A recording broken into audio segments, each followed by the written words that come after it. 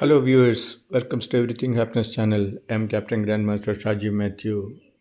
Friends, today we will discuss about the ഇറാനും അമേരിക്കയുമായിട്ടുള്ള യുദ്ധം നിർത്തി ഡോക്യുമെൻറ്റ്സ് ഒപ്പിട്ടു, പാരീസിൽ ഒപ്പിട്ടു എന്ന് ഇപ്പോൾ ന്യൂസ് ചാനൽ റിപ്പോർട്ട് ചെയ്യുന്നു. ഈ യുദ്ധവിരാമത്തിന് എല്ലാ ലോകരാഷ്ട്രങ്ങളും നോക്കിക്കൊണ്ട് ഇരിക്കുകയായിരുന്നു.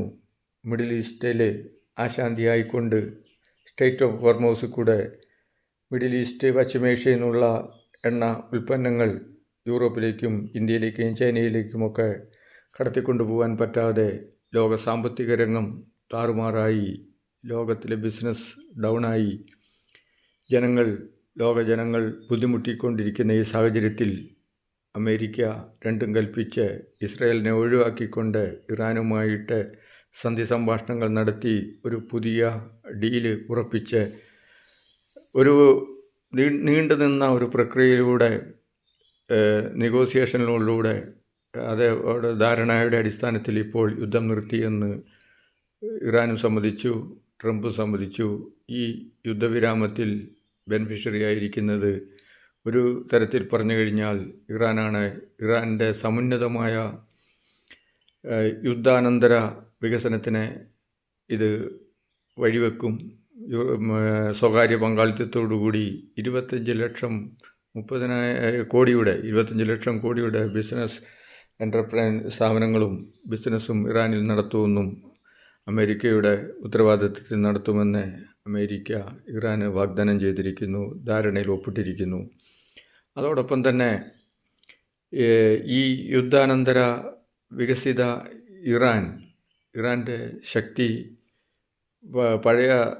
പഴയതിലും കൂടുതലായിട്ട് വർദ്ധിക്കുകയും ഒരു വെസ്റ്റ് ഏഷ്യയിൽ, മിഡിൽ ഈസ്റ്റിൽ ഒരു ശാശ്വത സമാധാനം ഉണ്ടാവുകയും ചെയ്യും.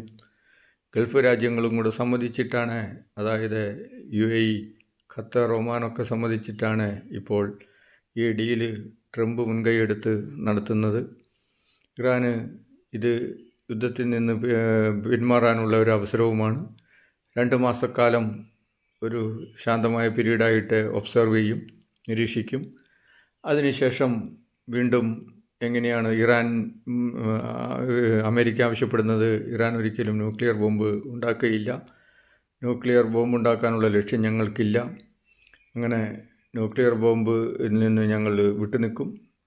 അതാണ് ഒരു കണ്ടീഷൻസ്. രണ്ടാമത്തേത്, ലെബനിൽ ആക്രമിക്കരുതെന്ന് പറയുന്നു. അത് ഇസ്രായേൽ സമ്മതിച്ചിട്ടില്ല. ഇസ്രായേൽ ഈ നെഗോസിയേഷനിൽ പങ്കാളിയല്ല. ഇസ്രായേൽ മനുഷ്യക്കുരുതിനെ അമേരിക്കയും അംഗീകരിക്കുന്നില്ല. ഏതെങ്കിലും ഒരു ഭീകരൻ ഏതെങ്കിലും ഒരു ബിൽഡിങ്ങിലുണ്ട് എന്നും പറഞ്ഞ് ആ മൊത്തം ബിൽഡിങ് ബോംബ് ചെയ്ത് തകർക്കുന്നത് ഇസ്രായേൽ രീതി അംഗീകരിക്കാൻ പറ്റില്ല എന്ന് ട്രംപ് പറയുന്നു. അങ്ങനെ ലെബനിൽ ഇസ്രായേൽ കൂട്ടക്കുരുതി നടത്തരുത് എന്നുള്ള കണ്ടീഷൻസ് ഇറാൻ വെക്കുന്നു. അതൊക്കെ ചർച്ച ചെയ്ത് ഇസ്രായേലുമായിട്ട് ചർച്ച ചെയ്ത് ഒക്കെ പരിഹാരമുണ്ടാക്കാമെന്നാണ് ഇപ്പോൾ ഇപ്പോൾ ട്രംപ് പറയുന്നത്. അങ്ങനെ വിദേശകാര്യമന്ത്രിയും അമേരിക്കൻ പ്രസിഡൻറ്റുമായിട്ട് ഇന്നലെ പാരീസിൽ ഡോക്യുമെൻ്റ് ഒപ്പുവെച്ചു. അത് 2 മാസത്തെ കാലാവധിയാണുള്ളത്. അതിനുശേഷം പെർമനൻ്റായിട്ടുള്ള ഒരു സെറ്റിൽമെൻറ്റ് ഇറാനിലും ഉണ്ടാവും, ഇറാനും അമേരിക്കയുമായിട്ടുണ്ടാവും. അത് ലോകരാജ്യങ്ങൾക്കും മറ്റുള്ള രാജ്യങ്ങൾക്കും ബിസിനസ്സിനും ലോകസമാധാനത്തിനും വളരെ അത്യന്താപേക്ഷിതമായ ഒരു മുതൽക്കൂട്ടായിരിക്കും. അങ്ങനെ ട്രംപ് യുദ്ധത്തിൽ നിന്ന് രക്ഷപ്പെടുകയാണ്. ഹോർമൂസിലുള്ള ഉപരോധം അമേരിക്ക നീക്കും. 14 കണ്ടീഷൻസ് ഉണ്ട്. ഹോർമൂസിൽ നിന്നുള്ള അമേരിക്കൻ കപ്പൽപ്പടയുടെ അമേരിക്കൻ പസഫിക് ഫോഴ്സിൻ്റെ കപ്പൽപ്പടയുടെ ഉപരോധം നിർത്തും. ഈ കപ്പൽപ്പട ഓൾറെഡി ഇന്ത്യയിലേക്ക് എണ്ണ കൊണ്ടുവന്നിരുന്ന വേറുള്ള ഫ്ലാഗ് ഓഫ് കൺവീനിയൻസ് ആയിട്ടുള്ള കപ്പലുകളായിരുന്നെങ്കിലും ഇന്ത്യൻ ക്രൂ ആയിരുന്നു. ആ കപ്പലിനെ ആക്രമിച്ചു. ആ കപ്പലിൽ ആക്രമിച്ച് ഇന്ത്യൻ സീഫെയറേഴ്സിന്റെ ജീവൻ നഷ്ടപ്പെട്ടു. ഓൾറെഡി G7 മീറ്റിങ്ങിൽ നമ്മുടെ പ്രധാനമന്ത്രി മോഡിജി ഇക്കാര്യം ട്രംപിനെ സൂചിപ്പിക്കുകയും ട്രംപ് ഡിപ്ലോമാറ്റിക്കലി അത് കൈകാര്യം ചെയ്യുകയും ചെയ്തു. ആക്ച്വലി നമ്മുടെ ഇന്ത്യൻ സെയിലേഴ്സിന് DG ഷിപ്പിംഗ് കർശന ഓർഡർ കൊടുത്തിട്ടുണ്ട്. വാണിംഗ് കമ്മ്യൂണിക്കേഷൻ ഉണ്ടായി കഴിഞ്ഞാൽ കപ്പൽ അതനുസരിക്കണം. യുദ്ധക്കപ്പലുകളോടും മാരകമായ പ്രകടശേഷിയുള്ള മിസൈലുകളോടൊന്നും കൊമേരിക്കൽ ബിസിനസ് ഷിപ്പിന് പിടിച്ചു നിൽക്കാൻ പറ്റുകയില്ല. ഒരു എഞ്ചിൻ റൂം തകർക്കും, അതിഭയങ്കരമായ പൊല്യൂഷനും അതോടൊപ്പം തന്നെ ആൾനാശവും ഉണ്ടാവും. എന്തെങ്കിലും കോമ്പൻസേഷൻ കിട്ടണമെങ്കിൽ തന്നെ ഇൻ്റർനാഷണൽ കോർട്ട് ഓഫ് ജസ്റ്റിസ്, അന്താരാഷ്ട്ര നീതിന്യായ കോടതിയിൽ അതിഭയങ്കരമായ വക്കീലന്മാരുടെ വെക്കിച്ച് കോർട്ട് പ്രവർത്തനത്തിന് ശേഷം മാത്രമേ നീതിന്യായ ഇതിൽ എന്തെങ്കിലും സെയിലേഴ്സിന് കിട്ടുകയുള്ളൂ. ഇന്ത്യയിലെ സെയിലേഴ്സ് യൂണിയനായ ഇടതുപക്ഷ യൂണിയനായ ഫോർവേഡ് യൂണിയൻ അതിനുവേണ്ടി ഓൾറെഡി അന്താരാഷ്ട്ര നീതിന്യായ കോടതിയിലൊക്കെ ഇത് വാദം ഉന്നയിക്കുമെന്നൊക്കെ പറയുന്നുണ്ട്. വാദപ്രതിവാദങ്ങൾ നടന്ന് വളരെ നീണ്ട നാളുകൾക്ക് ശേഷമേ ഈ സീമാൻസിന് എന്തെങ്കിലും അവരുടെ കോമ്പൻസേഷൻ കിട്ടുകയുള്ളൂ. കോമ്പൻസേഷൻ ഒന്നും ജീവന് പകരമായിട്ടില്ല. എന്തുകൊണ്ടാണെന്ന് ചോദിച്ചു കഴിഞ്ഞാൽ ഈ ധാരാളം ലക്ഷക്കണക്കിന് സീമാന്മാർ ഓൾറെഡി വിവിധ കമ്പനികളുടെ കപ്പലുകളിൽ ഇന്ത്യൻ സീമാന്മാർ വർക്ക് ചെയ്യുന്നുണ്ട്. അവരുടെ കുടുംബത്തിനും നാടിനും വേണ്ടിയിട്ടാണ് ജീവൻ പണയപ്പെടുത്തി അവർ വർക്ക് ചെയ്യുന്നത്.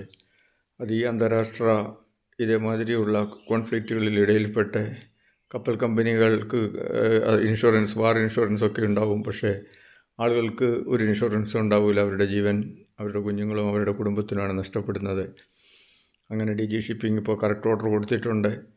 നിങ്ങൾ ഏതെങ്കിലും ഇവർ യുദ്ധക്കപ്പലുകൾ വെടിവെക്കാൻ പോകുന്നതിന് മുമ്പ് എന്തെങ്കിലും ഇതുണ്ടെങ്കിൽ അവർ വാൺ ചെയ്യും. Don't go, do not move, go back, അങ്ങനെയൊക്കെയുള്ള മെസ്സേജ് അവർ വയർലെസ് സെറ്റിൽ കൂടെ കൊടുക്കും.